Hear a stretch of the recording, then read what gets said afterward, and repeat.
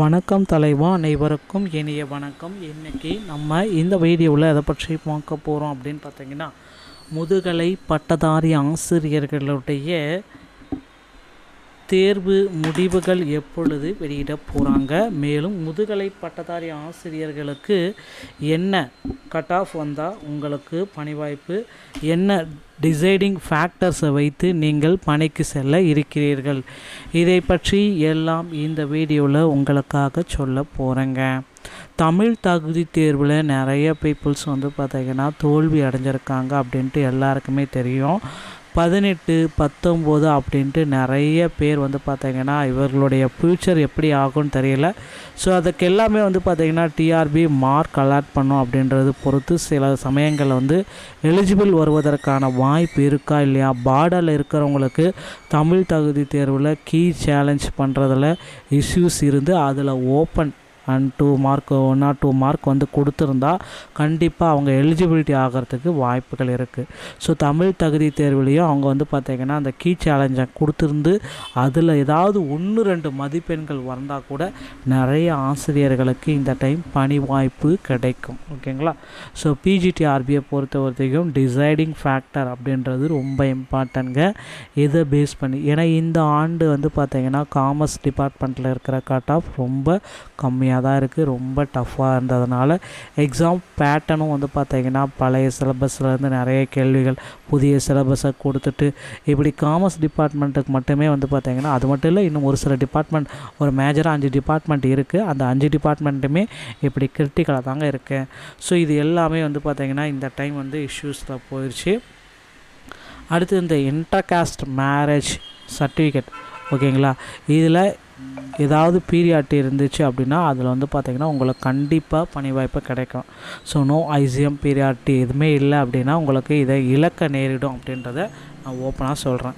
So under priority destitute widow posting. So destitute widow இருந்தாலும் உங்களுக்கு பார்த்திங்கன்னா பீரியாரிட்டிக்குள்ளே உங்களுக்கு போஸ்டிங் கன்ஃபார்மாக கிடைக்குங்க. ஸோ நீங்கள் பார்த்தீங்க அப்படின்னா லோயஸ்ட்டான மினிமம் எலிஜிபிலிட்டி மதிப்பெண்கள் ரீச் பண்ணிட்டீங்க அப்படின்னா கூட கண்டிப்பாக டெஸ்டியூட் விடோ உங்கள் சர்டிஃபிகேட் வச்சுருக்கீங்க அப்படின்னா உங்களுக்கு மதிப்பெண்கள் வாயிலாக உங்களுக்கு கண்டிப்பாக பணி வாய்ப்பு கிடைக்கும். கான்டாக்ட் சர்டிஃபிகேட்டோடைய டீட்டெயில். ஸோ கான்டாக்ட் சர்டிஃபிகேட் பார்த்திங்கன்னா கண்டிப்பாக நீங்கள் வாங்கணும். லாஸ்ட்டாக எந்த இன்ஸ்டியூஷன்லேருந்து கம்ப்ளீட் பண்ணீங்களோ அந்த இன்ஸ்டியூஷனில் கான்டாக்ட் சர்டிஃபிகேட் வாங்கிக்கணும். ஸோ அடுத்து அப்கமிங் வரக்கூடிய தேர்வில் தோல்வி அடைஞ்சிட்டிங்க, தமிழில் என்னால் முடியல அப்படின்ட்டு நிறைய பேர் தமிழ் தகுதி தேர்வில் தோல்வி அடைஞ்சிட்டிங்கன்னா வரக்கூடிய அப்கமிங் பிஜிடிஆர்பிக்கு உங்களை தயார்படுத்தி கொள்ளுங்கள்.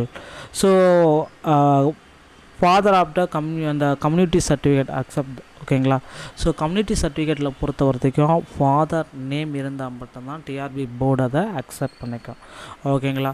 இல்லை கணவர் பெயரோ வேறு ஏதாவது பெயர்கள் இருந்துச்சுன்னா அதை கண்டிப்பாக கம்யூனிட்டி சர்டிஃபிகேட் அக்செப்ட் பண்ண மாட்டாங்க டிஆர்பி போர்டு. அடுத்து போஸ்டிங் செலெக்ஷன் பார்த்திங்க அப்படின்னா ஒரு போஸ்ட்டுக்கு 2 பேரை பார்த்திங்கன்னா சிபிக்கு கூப்பிடுவாங்க. 1:2 ஒரு சில டைமில் 3 கூட நடக்கும், ஓகேங்களா. ஸோ ப்ரொஃபஷனான certificate selection test certificate accept. So அந்த மாதிரி ஏதாவது ப்ரொஃபஷனல் சர்டிஃபிகேட்டில் ஏதாவது இஷ்யூஸ் இருந்துச்சு அப்படின்னா கண்டிப்பாக பார்த்திங்கன்னா நீங்கள் இந்த பணி வாய்ப்பை இழக்க நேரிடும். ஸோ அடுத்து இடைநிலை ஆசிரியர்களுடைய இடஒதுக்கீடு, அவங்களுக்கு அந்த 8% இடைநிலை ஆசிரியர்களுடைய இடஒதுக்கீடும் இதில் உங்களுக்கு டிசைட் பண்ணும், ஓகேங்களா. So 10th 12th UG PG with BEd. So அந்த ஸ்டடி பேட்டர்ன் பார்த்திங்கன்னா இந்த மாதிரி இருக்கணும். வித் பிஎஸ்டிஎம் எல்லாமே பார்த்திங்கன்னா பிஎஸ்டிஎம் வைத்திருந்தீங்க அப்படின்னா பிஎஸ்டிஎம்க்கு எலிஜிபிலிட்டி ஆகும், இல்லைனா நீங்கள் பிஎஸ்டிஎம்க்கு எலிஜிபிலிட்டி கேண்டிடேட் கிடையாது. ஸோ ஸ்டடி பேட்டர்ன் 10th அடுத்து 12th படிச்சிருக்கணும், 12th அடுத்து யூஜி பிஜி வித் பிஎட் அது மாதிரி படிச்சிருந்தால் மட்டும்தான். ஒரு டிகிரி படிக்கிறப்ப இன்னொரு டிகிரி டபுள் டிகிரி படிச்சிருந்தீங்க அப்படின்னா அது செல்லுபடி ஆகாது. இல்லை ஏதாவது ஈக்குவலன்ட் டிகிரி படிச்சிருந்தாலும் அதற்குண்டான சர்டிஃபிகேட்டை வைக்க வேண்டியதாக இருக்கும். ஸோ மக்களே, இதுதான் நம்ம டிசைடிங் ஃபேக்டர்னு சொல்லலாம் முதுகலை பட்டதாரியில். முதுகலை பட்டதாரியில் இன்னொரு விஷயம் நடந்துகிட்ருக்கு. ரிசல்ட் பார்த்திங்கன்னா இன்னும் ஒரு சில தினங்களில் கண்டிப்பாக பப்ளிஷ் பண்ண போகிறாங்க. நவம்பர் 17 மற்றும் 18 தேதிகளில் அதிகாரப்பூர்வ அறிவிப்பாக நமக்கு கிடைத்துவிடும். அதுக்கடுத்து நவம்பர் இறுதிக்குள்ளார சான்றிதழ் சரிபார்ப்புக்கு அழைக்கப்படுவீர்கள். மீண்டும் ஒரு நல்ல தகவலோடு நான் உங்களை சந்திக்கிறேன். நன்றி, வணக்கம்.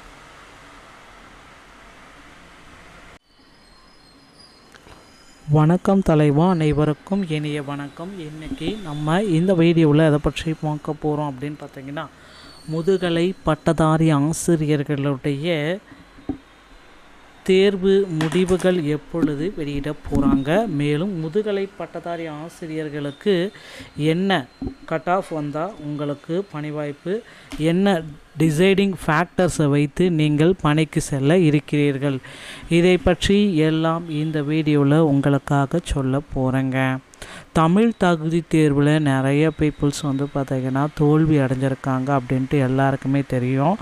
18, 19 அப்படின்ட்டு நிறைய பேர் பார்த்திங்கன்னா இவர்களுடைய ஃப்யூச்சர் எப்படி ஆகும்னு தெரியல. ஸோ அதுக்கு எல்லாமே பார்த்திங்கன்னா டிஆர்பி மார்க் அலாட் பண்ணும் அப்படின்றது பொறுத்து சில சமயங்களில் எலிஜிபிள் வருவதற்கான வாய்ப்பு இருக்கா இல்லையா. பார்டரில் இருக்கிறவங்களுக்கு தமிழ் தகுதி தேர்வில் கீ சேலஞ்ச் பண்ணுறதுல இஷ்யூஸ் இருந்து அதில் open and 2 mark 1 or 2 mark கொடுத்துருந்தா கண்டிப்பாக அவங்க எலிஜிபிலிட்டி ஆகிறதுக்கு வாய்ப்புகள் இருக்குது. ஸோ தமிழ் தகுதி தேர்வுலேயும் அவங்க பார்த்திங்கன்னா அந்த கீ சேலஞ்சை கொடுத்துருந்து அதில் ஏதாவது 1-2 மதிப்பெண்கள் வந்தால் கூட நிறைய ஆசிரியர்களுக்கு இந்த டைம் பணி வாய்ப்பு கிடைக்கும். ஓகேங்களா. ஸோ பிஜிடிஆர்பியை பொறுத்த வரைக்கும் டிசைடிங் ஃபேக்டர் அப்படின்றது ரொம்ப இம்பார்ட்டன்ட்ங்க.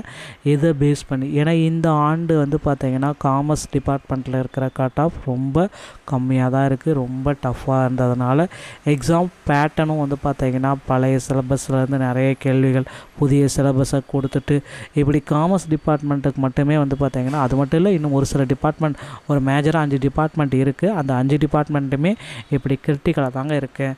ஸோ இது எல்லாமே பார்த்திங்கன்னா இந்த டைம் இஷ்யூஸில் போயிடுச்சு. அடுத்து இந்த இன்டர்காஸ்ட் மேரேஜ் சர்டிஃபிகேட், ஓகேங்களா, இதில் ஏதாவது பீரியாரிட்டி இருந்துச்சு அப்படின்னா அதில் பார்த்திங்கன்னா உங்களுக்கு கண்டிப்பாக பணி வாய்ப்பு கிடைக்கும். ஸோ நோ ஐசிஎம் பீரியாரிட்டி எதுவுமே இல்லை அப்படின்னா உங்களுக்கு இதை இழக்க நேரிடும் அப்படின்றத நான் ஓப்பனாக சொல்கிறேன். So under priority destitute widow posting. So destitute widow இருந்தாலும் உங்களுக்கு பார்த்திங்கன்னா பீரியாரிட்டிக்குள்ளே உங்களுக்கு போஸ்டிங் கன்ஃபார்மாக கிடைக்குங்க. ஸோ நீங்கள் பார்த்தீங்க அப்படின்னா லோயஸ்டான மினிமம் எலிஜிபிலிட்டி மதிப்பெண்கள் ரீச் பண்ணிட்டீங்க அப்படின்னா கூட கண்டிப்பாக டெஸ்டியூட் விடோ உங்கள் சர்டிஃபிகேட் வச்சுருக்கீங்க அப்படின்னா உங்களுக்கு மதிப்பெண்கள் வாயிலாக உங்களுக்கு கண்டிப்பாக பணி வாய்ப்பு கிடைக்கும். கான்டாக்ட் சர்டிஃபிகேட்டோடைய டீட்டெயில். ஸோ கான்டாக்ட் சர்டிஃபிகேட் பார்த்திங்கன்னா கண்டிப்பாக நீங்கள் வாங்கணும். லாஸ்ட்டாக எந்த இன்ஸ்டியூஷன்லேருந்து கம்ப்ளீட் பண்ணீங்களோ அந்த இன்ஸ்டியூஷனில் கான்டாக்ட் சர்டிஃபிகேட் வாங்கிக்கணும்.